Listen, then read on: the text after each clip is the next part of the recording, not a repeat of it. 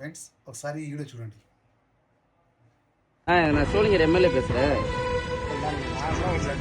இப்போ இந்த குப்பெல்லாம் சேர்த்து வச்சிருக்கீங்களா? திருத்தணி ரோடு பாட்டிக்குளம் பேக் சைடு இந்த குப்பெல்லாம் சேகரிச்சு இருக்கீங்களே, அவங்க ஏன் அங்கே ஒர்க்கர்ஸுக்கு யாருக்குமே க்ளவு மாஸ்க் எதுவுமே இல்லை? చూసారా ఫ్రెండ్స్, మన పక్కన ఉన్న తమిళనాడులో ఎమ్మెల్యే అయిన చెత్త కార్మికులకి మాస్క్ లేదు, అలాగే గ్లౌజ్ లేదని చెప్పి కాంట్రాక్టర్కి ఫోన్ చేసి అడుగుతున్నారు. చాలా మంచి పని చేస్తున్నాడు.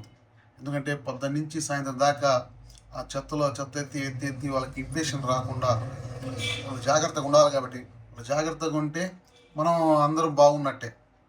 కానీ చాలా మంచి పని చేశాడు ఆయన ఎమ్మెల్యే గారు. ఇలాంటి పనులు ఇంకా మంచి పనులు చాలా చేయాలని మనస్ఫూర్తిగా కోరుకుందాం.